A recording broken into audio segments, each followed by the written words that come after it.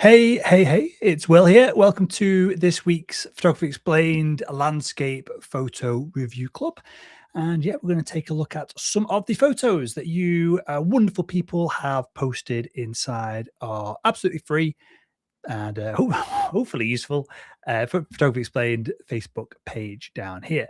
You can grab the page by going to facebook.com/groups/photography explained, or if you go to photographyexplained.com, it's linked on the homepage as well if you would like to post it there.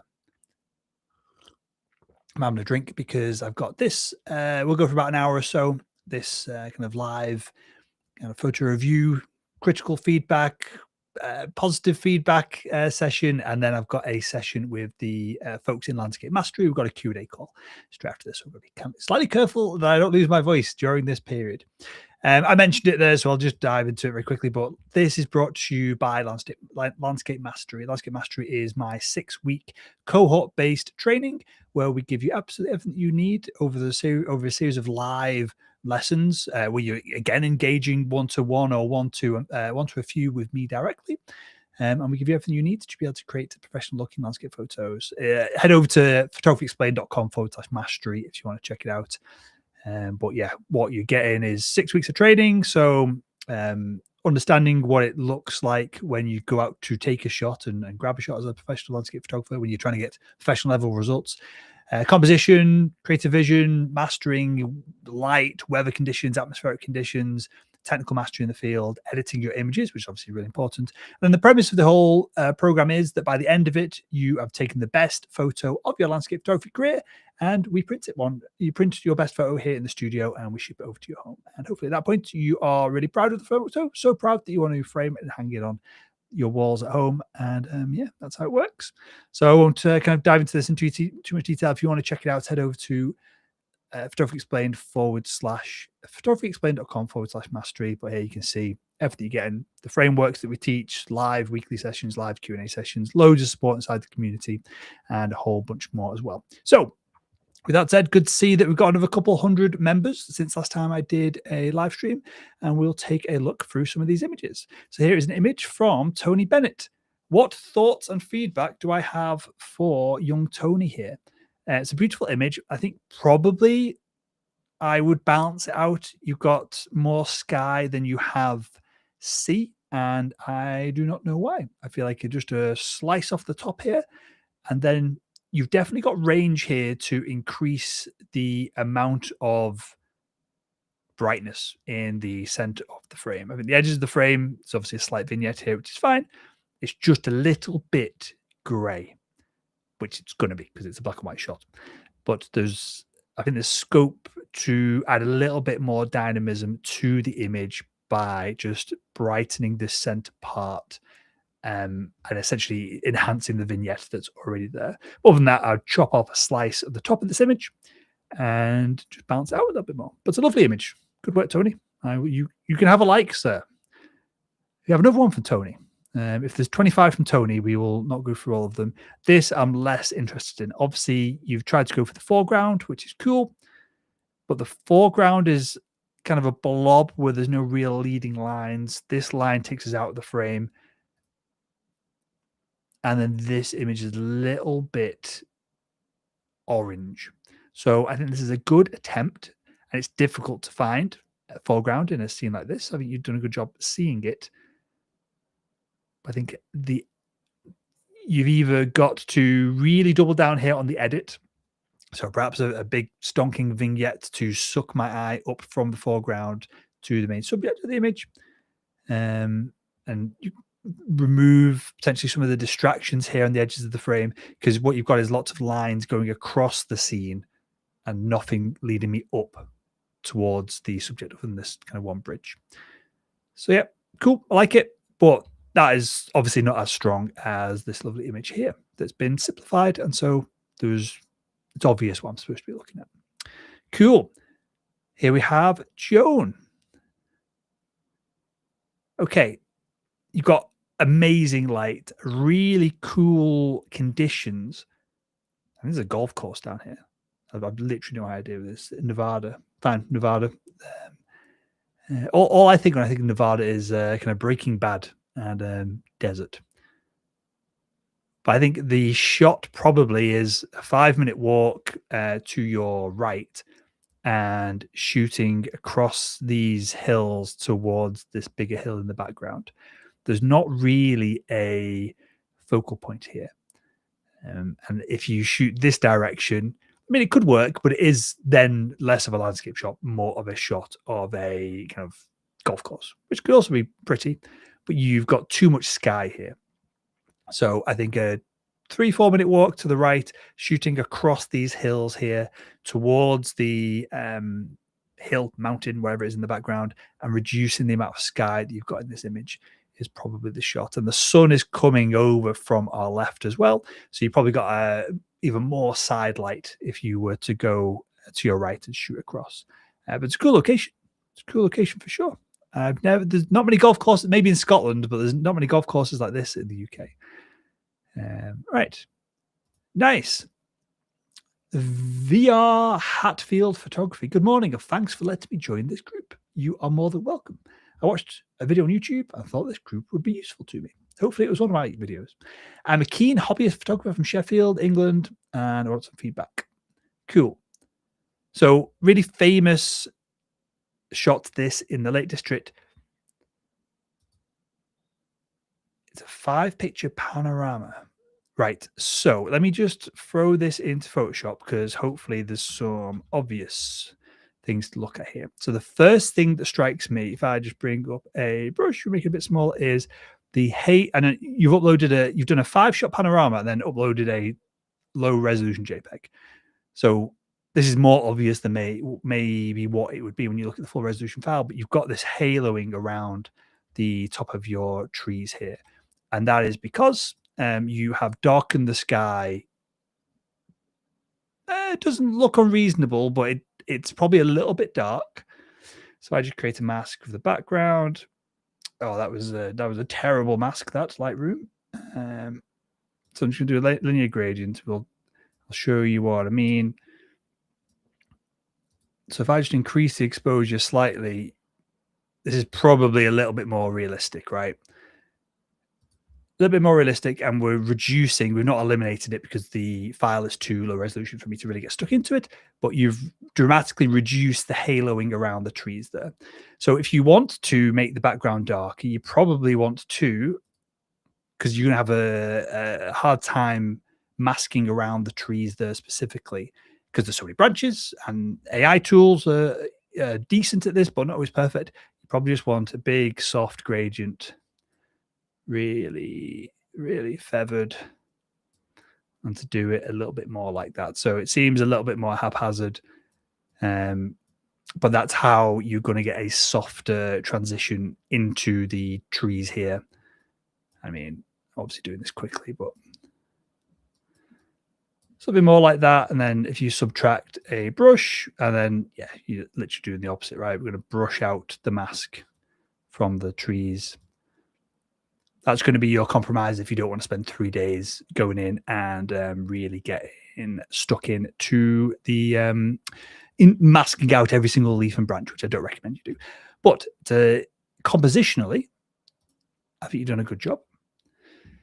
Could this boathouse be slightly more to the left? Maybe. But I actually think you've done a good job here of balancing out the boathouse. Then there's this little tree, and you just got the hint of the hills in the background there, the beautiful hills of the Lake District. The only other thing I'd consider is that the sky is grey. You've desaturated the sky. If you look at the water here, you can see that there's a little bit of blue in the water, and the water is just reflecting the sky, right? When we look at it from this angle. And so the light is just bouncing off the sky onto the water. So there's probably going to be a little bit more blue to the sky that I'd add back in, that you've taken out. But yeah, other than that, really classic composition, not bad effort for the image, and the fact that you've done a 5-shot panorama and stitched it together and there's no issues with the stitching means that you've done a good job with that. I think the main thing here is that this haloing around the top of the trees, you want to get rid of that. It just looks amateurish, right? And you've gone to all the effort of all the other stuff. Let's get that fixed.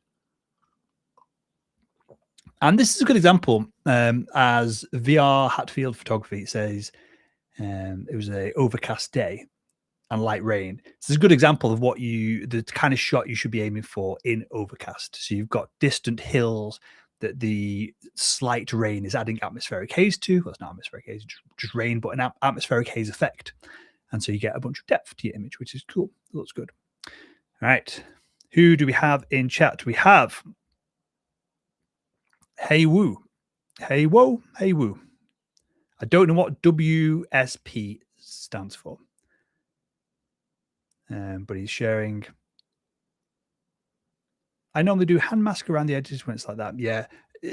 I am lazy, and so I do not do a hand mask, but I'll just do a really soft linear gradient. And then it's just a balance of, I probably just reduce the exposure of the sky less than what I would do otherwise. Yeah, don't have time for hand, unless I got some kind of crazy image that it'd be really worth it for. But yeah, I don't have time to do hand masking like that.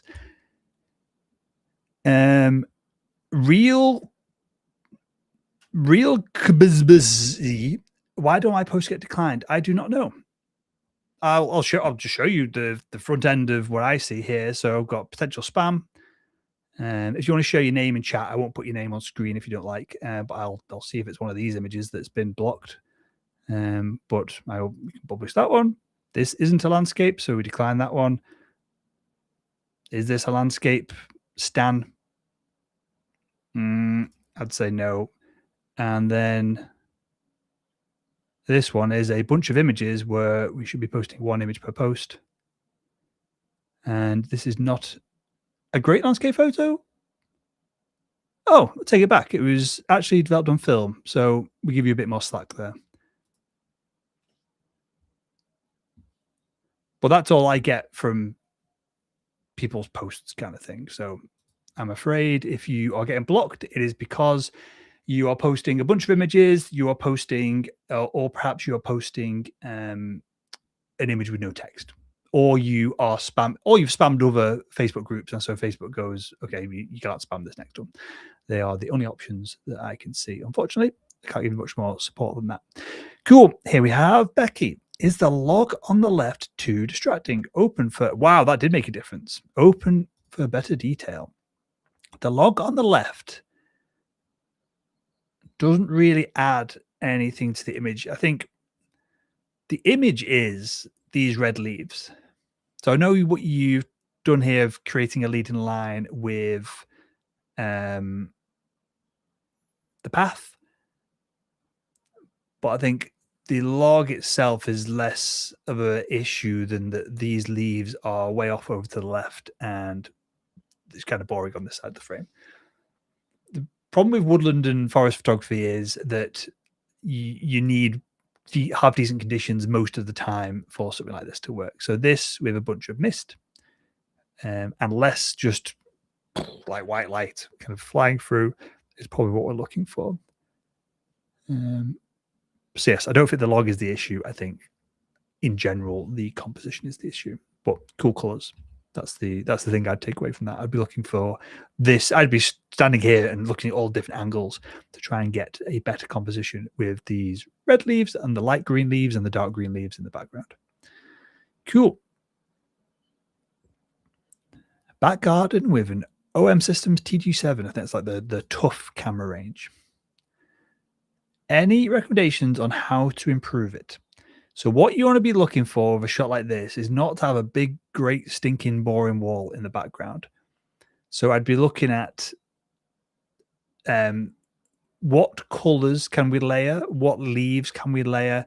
What can we do where we can get up close to these berry, bush, whatever it is, and the other parts of your garden to make that the composition. Here, in and of itself, this is interesting to you because you live here, Stu. It's not interesting to me because it's some dude on the internet's garden and there's a big stonking flat brick building behind it.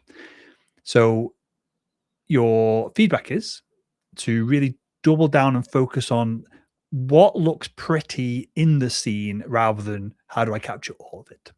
Because again, this is interesting to you because you live here.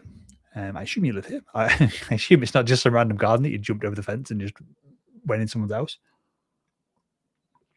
But it is not interesting to me because I have no frame of reference for this. But I bet you there's lots of patterns, shapes, and different things you could look at here. Cool.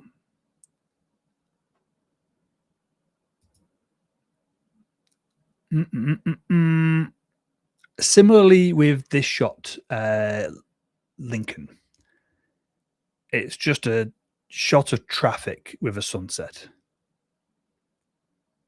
So, if you want to be technical about it, you've got lots of space up the top here where nothing's happening. So maybe tilting the camera down slightly just to fill the frame with more interest. And these posts here are not straight.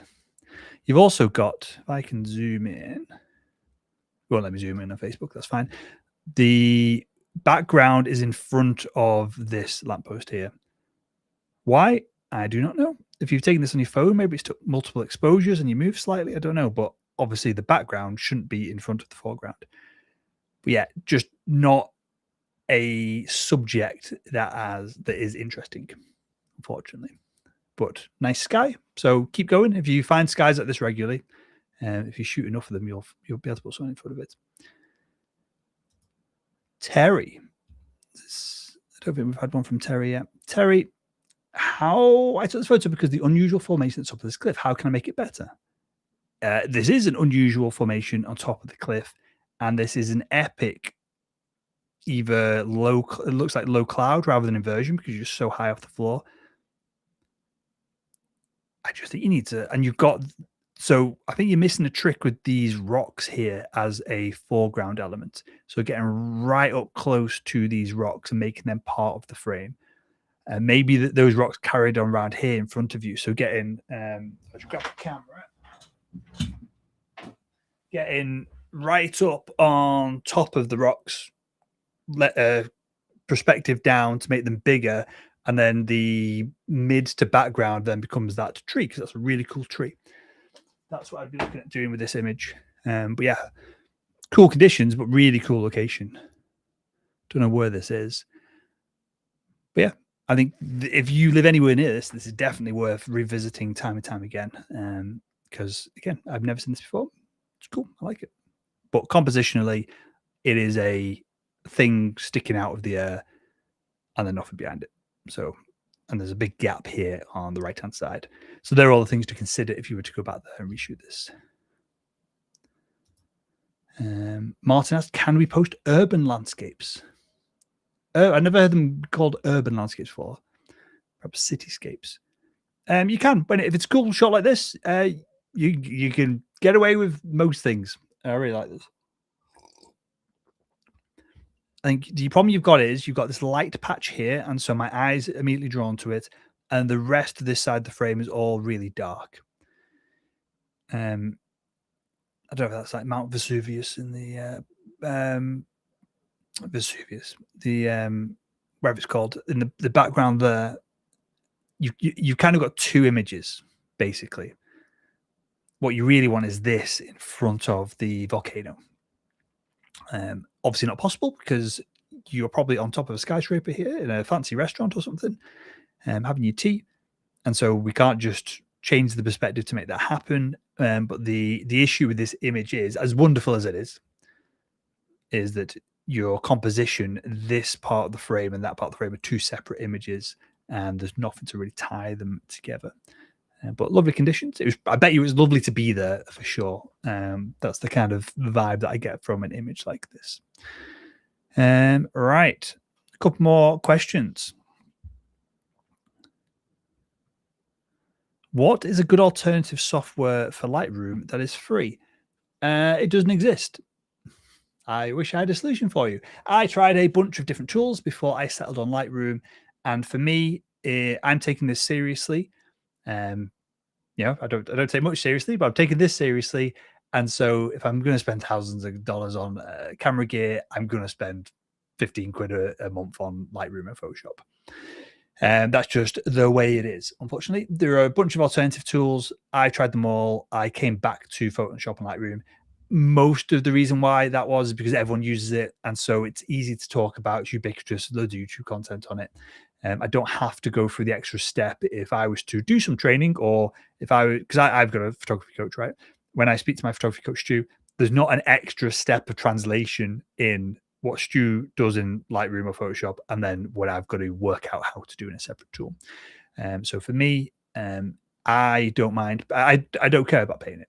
I think what people get confused and wrong with software, especially with the Adobe suite, is that when I was a kid, Photoshop was like hundreds and hundreds and hundreds of dollars, and it was the only option. And now people complain about paying $100 a year or a couple $100 a year to get a literal professional level suite, when they're also then happy to spend 3 hours a day watching gear review videos on YouTube and then spending $3,000 on just crap they don't need. People undervalue the software, especially with a modern digital camera workflow, especially for landscape photography, where in landscape photography, 50% of your image at the end of the day, once it's done, if it's done to a high level, is absolutely the edit. So I do not have a satisfactory answer for you there. On1 is they're one of the few holdouts that are doing, I think it's like in the UK, like 80 quid for a perpetual license. Everyone else is basically moving to subscription. And that is what it is. So yeah, don't really have a good answer for you there. The obvious answer is Darktable. Never used it. It's open source. Maybe it's fantastic. Who knows? I don't imagine it's as good as Lightroom though, when it's processing raw files. Cool. This is a lovely photo from Doug. I've been a long-time admirer of Ansel Adams in landscapes. This photo is a copse of trees. I'm not sure how you say that. Standing within a recently harvested wheat paddock. Caught my attention at a photo it and edited my interpretation of Ansel Adams. The only thing I would consider is, if we just throw it into Photoshop for a moment, and now I can't really unsee it, is that you've stood here, and so these crop lines are running into this part of the trees. If you'd have stood here, that crop line would have been right towards the center of the trees, and it would have been a lot more symmetrical. And now I can't unsee it, and it's really frustrating. So that's that. I know you've gone for a specific style here, but for me, I would be whacking a vignette on this to draw my attention to the trees in the middle. Doesn't have to be major. I'd be doing something a bit more like that. Again, only subtle. And you don't have to go kind of nuclear with every edit, right? It's that the kind of photos I like, where they are quite strongly edited images. But that's what I'd be considering. And then as I've done that, it's emphasized this part of the frame here where it's a bit bare, it's a bit barren of the crop. And so I'd be looking to darken that area slightly just to balance the image out. But the main issue I've got with it is you could have just stood 3 foot to the side and got the crops running towards the straight line here would have been running towards the right center of these trees. But it's a cool set of trees. I don't know if this is was discovered by, well, people know it exists, I'm sure, but I don't know if this has been shot by lots of other people. If it hasn't and it's local to you, I would be heading out here in a storm, some kind of atmospheric conditions. Imagine lightning coming down here. This becomes then like from what is a nice photo, 5, 6 out of 10. It becomes a really, really strong photo then with some lightning or storm clouds or rainbow, whatever it is. It's quite an arty, fine art style as it is. To my taste, I like having just that little bit extra something to it. But a fine photo, Doug. I think you've done a good job. Cool. This is a fantastic location, but terrible conditions and average composition. Spyros. I think you, considering you bought your camera just before going on this trip, you look like a good candidate for our landscape mastery training, especially if you're going on trips and you're spending a bunch of cash on camera gear. You should probably learn how or not learn how to use I don't mean that to be facetious. What I mean is an investment in, it doesn't have to be my training program, but an investment in a solid training and coaching program before you go somewhere, your results are going to be 10, 50 times better, and you'll spend all this money on these trips and you're going to get better results for it. So I think the shot is probably something more like this.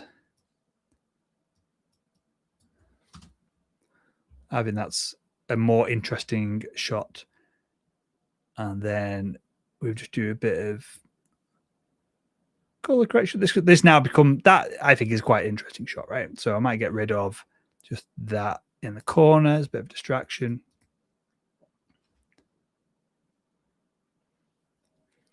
As we use the remove tool. And then I think there is real scope for just create a mask around our sand here. Just adjusting this. I don't know what I want to adjust it to, but to be more sand-like, I think.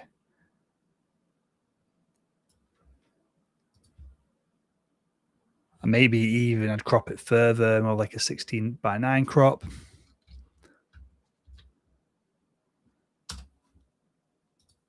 I mean, you're starting to get there now with an image that is a lot more interesting than this is what a lot of beginner landscape photographers do. They get their camera, they point it straight forward at something that to their eyes looks really interesting. And it probably is really interesting. I've never been to a location like this.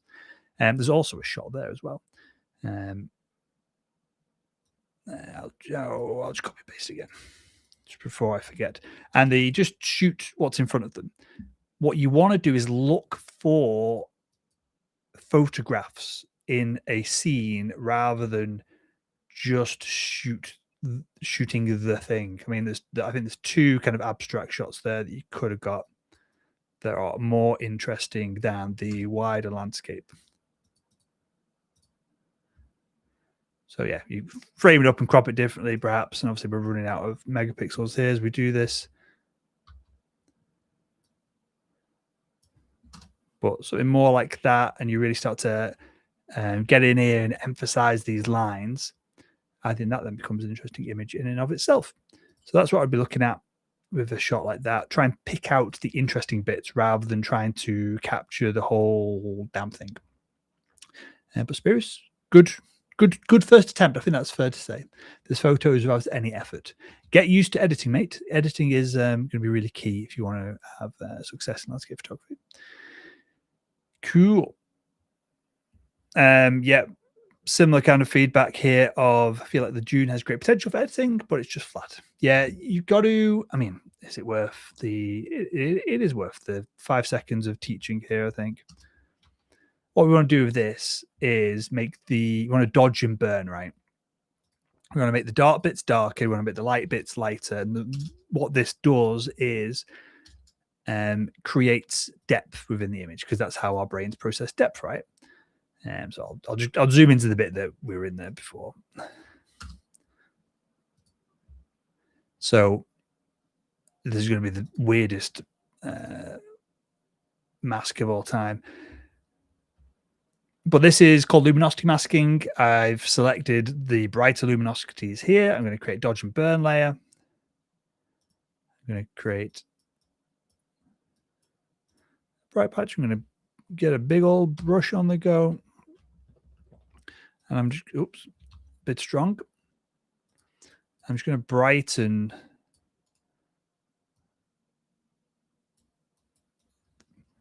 the bright bits. Because you can almost create your own. So I'm building depth and layers into this where perhaps it doesn't even really exist. So I'm making some dunes here in the foreground.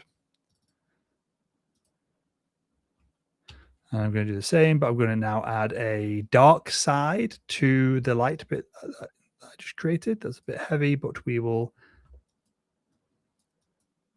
So now I've just created 2 bumps in the image there that didn't exist. So typically you want to enhance what is already there rather than just create stuff. But you can see how, put these in a group, you can see how there's just nothing there. There's a little bit of a light patch, but it's relatively flat. Whereas I've just, in a few brush strokes, created some depth to the image that wasn't there previously.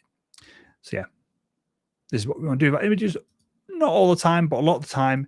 And the reason is we see the world with binocular vision, right? We've got depth perception, but we are trying to translate the feeling of that depth perception into we're trying to recreate that depth perception on a flat 2D image that we're seeing on a screen. And so we often have to overemphasize the 3D depth that's already there. This section here would have been a better section to attack, but that's what we're trying to do when we dodge and burn images. Cool. Right. What time is it? 5 o'clock. I've got another 15 minutes or so. Here we have Eugene. Eugene is out shooting every day. Eugene, every week I do this, mate. There's another 25 photos that you've taken. Taking this one with the very fancy. I've got the Sony A7R5, but I do not have the fancy normal kind of focal length lens. What do we have to say about this image? I am frustrated when I see this because I can't see the mountains behind. This text here is distracting as well. Like my eye, I've been quite critical, Eugene, because you obviously live if you live in Italy in this location, I'm critical because I want you to have massive success, because obviously it's an incredible place to live for landscape photography, or even if you visit it regularly. But this boat with the text is a problem because my eye is immediately sucked over and drawn to it, and it's because it's darker and so has contrast against the other boats that are in front of us. And then my eye's just frustrated that I can't get to the mountains at the top of the scene. I'm kind of just blocked, and then I look at this ugly under deck area here. So maybe the photo is of the boats framed up in this shot here, more literally, with a landscape perspective as opposed to a portrait perspective here. So that's what I would be considering. Also, I would just be shooting these trees and any of these trees in the light. Also, maybe you're at a wedding because there's a lady there with a bouquet. So maybe you are doing the best that you possibly can. Maybe you should be paying attention to your friends or family who are getting married over here, and you're off shooting around the corner. But yeah, that's the feedback, Eugene. I think if someone else posted this, I'd be slightly more positive. But you, sir, have lots of images in the group that are in lots of lovely locations, and I think you can do better than that. Cool. Kelly David Weddick Forshaw. That is a long name. Right, what do we have? I think the shot is here, and you've done a pano when you didn't need to do a pano. If that's ice or snow, or yeah, I assume it's ice or snow, and maybe the sun's reflecting off it, I think that is the shot. You've also, if I open this up in Camera Raw, and I go to the remove tool, visualize dust spots. I thought it'd show up more than it did, but you've got a massive dust spot there, and probably one over there as well. Let's take a look. Yes, dust spot over there, and then absolutely a big sodding dust spot right here. Hopefully you can see that over the live stream. So yeah, watch out for the dust spots. The color's a little bit weird, but I would be pushing for something more like that. Even that's a bit green, right? And you might have took like an artistic approach to it, but that to me doesn't look very real. That looks a bit more real. But I don't think you need a pano. I think the shot is a 3x2.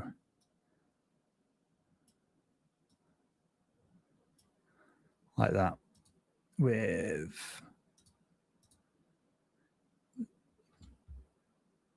I think that's a stronger shot there. So you got mid-ground, which acts as our foreground. We've got loads of depth. You've got some interest in the mountain behind. You've got a massive dust spot that we get rid of. And that with just a little bit more something going on in the sky, right? Just a bit of linear grade. Just reduce some of that contrast in the sky, just enough so that my eye doesn't immediately shoot out to the top of the frame. That's more of the shot that I would be looking for. Panos is something that I am working on right now. The coach I had with Stu, my photography coach. This was it last week, the week before. I was asking him a bunch of questions about panos. I think I've started to wrap my head around it now. But this is a very thin pano with not a lot of stuff going on. See this like line going across the image there. There's a lot of foreground there, which I think would be better, as I said, cut off and more of a shot like that. Yeah, cool location, cool conditions. The haze is there we go. Oh, so maybe I'm wrong. So the haze is caused by forest fire smoke, and so very well it could look like this if there's forest fires raging and there is hopefully you're in some kind of mask if it's causing this much atmospheric conditions. So yeah, maybe the color is more correct than my first assumption, but absolutely the shot is probably that side of the frame or to the left of the frame rather than a pano with just a lines going across and not really much in the middle of it. I appreciate you sharing the photo, Kelly. Still nice photo. Right. Here we have Jerry. I'm not sure the composition works here. You got nice conditions. You got the sun in there, which is cool, but there's just this big ugly space in the middle, and this tree is touching this other tree. Compositionally, obviously, there's a gap between them. They're not actually touching. I would be shifting my legs, shifting my bum around a little bit, just to try and reduce this dead space in the middle that is just a bit messy. But cool conditions for sure. Okay. Old log home set in the snow of Midwest Ohio. I'm not a good landscape shot, Joan, but I'm very jealous of your property. Really cool. Midwest Ohio. My US geography is terrible, so I'm not confident in what I was gonna say immediately, which was I bet you there's some good locations around here. But yeah, cool property. I await my invite to come and stay for a weekend and do some photography. Matt, almost blue hour at sunset on an early autumn evening. Right. So this is similar to the image we had earlier on, where the sky is like next level nuked. Good job on the masking, apart from so here you can see what the sky actually looked like versus the color and contrast that's been added up here. And it's because the software that you've used hasn't done a good job of masking these parts of the trees out. Now, there's a few things, I don't think you should. I think the sky's looking a bit caramelly for reality here. But if you did want that, all you'd do is just clone in. Like clone out the gaps, basically. That's often easier than obviously you can do this with more care, but that's how you get rid of anything that's really difficult to mask out. The main issue is that this guy's ridiculous. this guy did not look like that. So my emotion of the image is, oh my god, that didn't look like that, rather than, oh, that's really beautiful. I think you just tone that down. You've then got a bit more of a leading line from the bottom part of the frame here, but then also you can't have those shadows there. So if all you had to do really was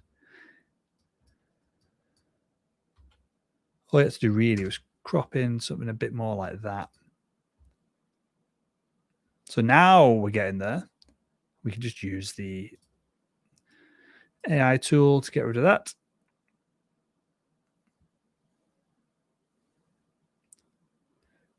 And then we just got to deal with the sky. So go to camera raw. I'm just going to do this very quickly, but I'm going to go and go to our color mixer. I'm just going to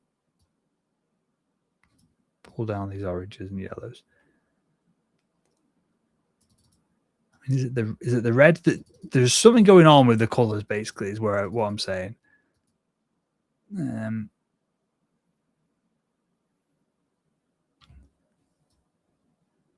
mean, is it just saturation? It could very well be saturation. The problem when because now it's looking all purpley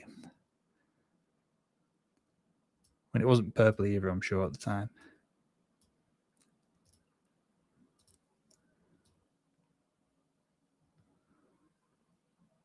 Like, look how much tint I can add to it, and it still looks fine.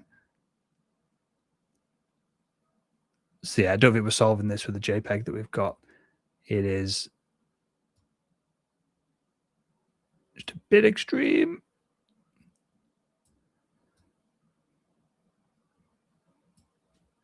And then we will just remove some of... Clouds are soft and fluffy, right? So it's fine for them to be soft and fluffy in your image. So the colors are still way off, but that's a lot more softer. Now you've got the reflection at the bottom, which has color, which sucks my eye in. You've got this leading line coming across. The trees aren't ideal, but we can deal with them if we've got this big, beautiful sky. But still, the sky's too much, really. The reds in there are just kind of like eye-watering, basically. But there we go. That's all I can do for you, Matt. Can't do much more with the JPEG that we've got. Right, we'll fly through a handful more of these now, and then I need to jump off, and I need to go and hang out with the guys in the Landscape Mastery program.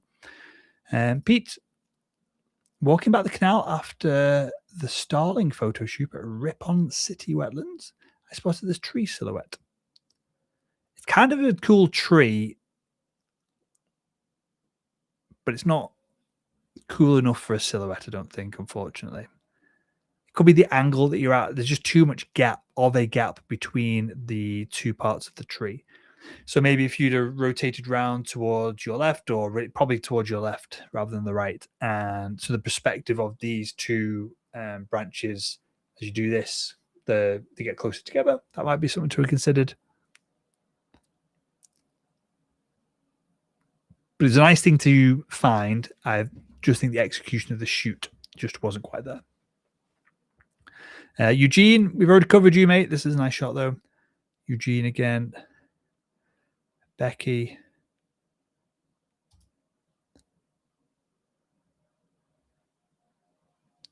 I think you've done a similar thing that what we talked about earlier on. So you can see that the top of the branches here and the top of this hill, they've been selected when you've masked the sky and reduced the brightness. So just be careful of that. You want to make sure your masking is spot on, because the top of the mountain here shouldn't be, without specific weather conditions, shouldn't be darker than the bit that's closer to us. The bits that are further away often are going to be slightly less contrasty or brighter. Is it technically brighter? I think it's, yeah, I think it'd be technically brighter, but absolutely less contrasty than the bits closer to us. Tony, this is cool. You gotta be careful of a shot like this. So you can see the top of the anchors touching the wooden bollard, I don't know what you call it here. You got a shot like this. I think you've done a half decent job here. I think more than half decent. I quite like this. It's a nice photo. But I think you could, if you're asking for feedback, could have just perhaps moved around, wiggle around, just separated that from the bollard, and then you kind of stuck with the one behind it. That is what it is. And then similarly with the back of the anchor, you really want that showing and not touching the main shaft of the anchor there. Sandy's saying something similar. I think if you angle your camera a tiny bit, you might be able to avoid the overlap with the anchor in the post. Perfect. So yeah, Sandy is obviously, or let's see what Tony says. Did Tony disagree? You're right, of course. I was using a camera with a tilting screen and no viewfinder. On a sunny day, some luck is needed. It's true. You can get a little shade that goes around the tilting screen on your camera. Obviously, as soon as you start to add stuff like that, you're now getting to the point where photography can become a burden as opposed to something that you're fiddling around with. And good feedback here from a different Tony. Tony Bennett. I'm 68 now, and sometimes you got to get down and dirty, which I don't find a problem with. It's getting up that's the problem. I think that Tony Bennett is definitely a dad. That is a dad joke that has been shared over the ages. Dad or granddad joke that's been shared over the ages. Nice, but I like the shot. It's a cool shot. Joan, we've already covered one of yours. Sebastian. Nice. So I've used this on the thumbnail of this live stream because I noticed this as I had a quick fly through earlier on, and I really like it. It is slightly awkward looking, which is a good thing because it makes me think, oh, is it a down perspective shot? Is it something? No, it's not unobvious that it's a down perspective shot, but because there is gradient here as opposed to it being flat, it almost makes me feel like the foreground's going out as opposed to going down. That doesn't really make sense, but hopefully it's somewhat comprehensible. But yeah, I like it. What would I do differently? Don't know. You'd have to be there, I think, to make a different judge. I think you've got blown out a lot of the whites here in, or there's not a lot, or there's detail that can be pulled from this if you wanted it to be crazy sharp. And obviously with a drone, it is what it is with a drone as to the amount of detail that you can pull from it.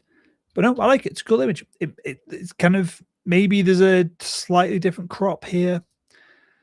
The more I look at it, because it's worth, a photo like this, it's worth kind of digging into a little bit. So maybe if we do a 4-3 or 3-4, maybe that composition is slightly stronger.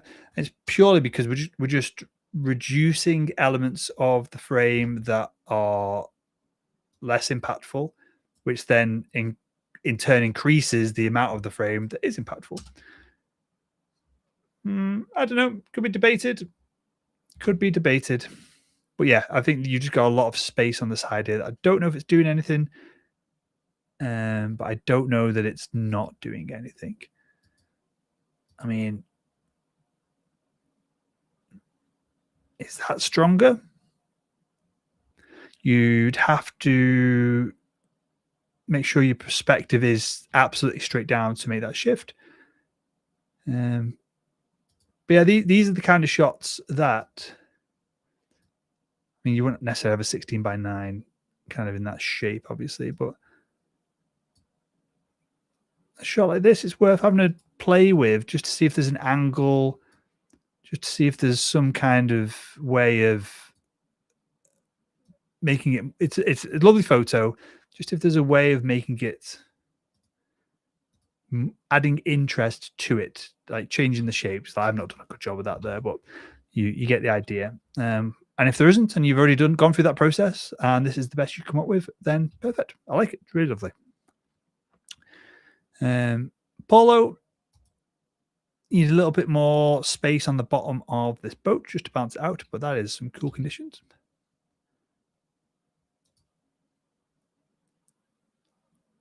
This is a lovely sky with no foreground.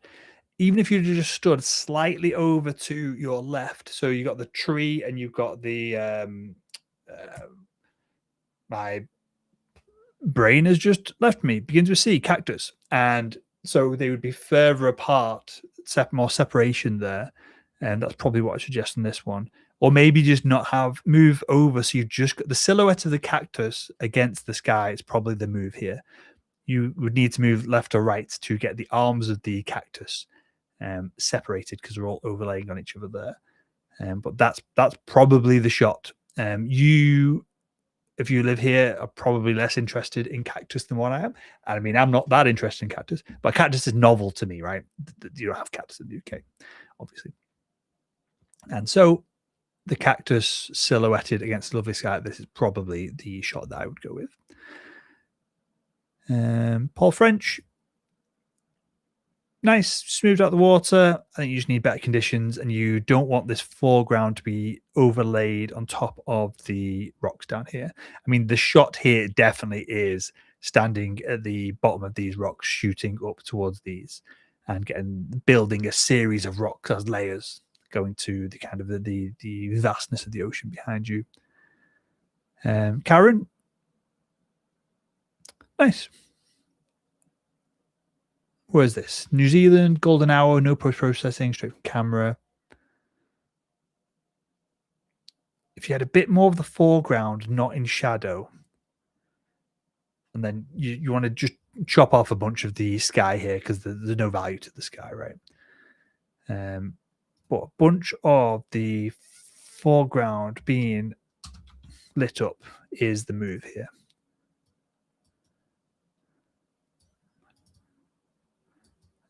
But as I said, you definitely don't need the all that sky.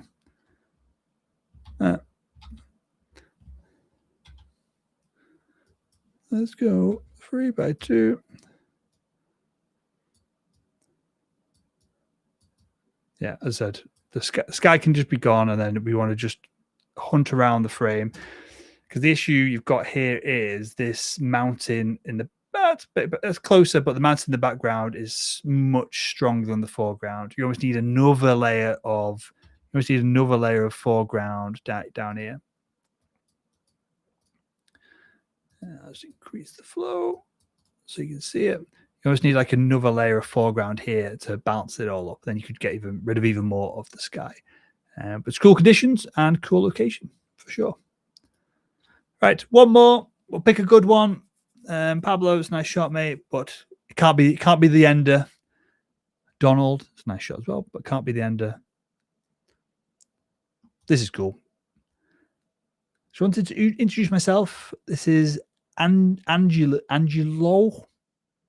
Probably butchering that, my friend.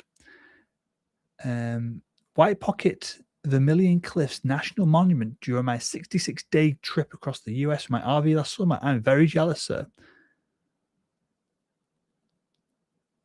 A 3-hour one-way trip from my campground with a 4x4 high clearance vehicle and a guide to get there. Nice. So this then is the kind of location you're not going back to anytime soon. But this in good conditions, this might be a well-shot location. It doesn't sound like it. And I've not seen it before, but it might be a well-shot location. But this is the kind of thing that in good conditions with a slightly different composition is a class photo. Absolutely class. I would be standing slightly more to the right, so the tree is slightly closer to the mound. If you were compositioning going after this shot, slice the top off this for sure. Oops.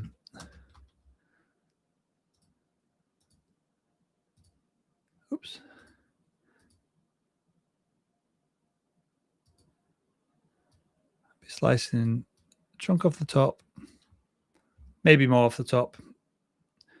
I'd be again standing to the right to get this tree just slightly further over, and I get that shot, and I'd be like, okay, that's fantastic, well done, pat on the back. But then I'd be looking at these lines here and seeing, is there a shot that goes to this point, or is there a shot from over here where this tree lines up with these lines in some way? Is there just a shot of these patterns in the, I don't know if it's rock or mud? Almost looks like volcanic rock that's frozen as it's been it cooled rapidly as it poured out of the volcano. But they're the kind of things I'd be looking for. And yeah, probably another crop even here just to knock off a little bit of that sky. But it's a really cool location. I appreciate you sharing it. And with that, we'll wrap up this live stream. Hope this was fun. Hope you learned something. If you didn't, can't help you. That is what it is. And yeah, if you want to consider, it might be gone by this point. By the time there'll be a few emails coming, I'm sure, for Landscape Mastery. But there's one space left. There's 10 spaces in each cohort for Landscape Mastery. It starts on Monday, this particular cohort, and yeah, you get all the frameworks, weekly live training with me, weekly Q&A sessions, which I'm just about to go and jump on now with the folks in the cohort that's running, and then unlimited support with me inside the community. And then we print the best photo that you take over this 6-week period, and we ship it to your door. So with that, we're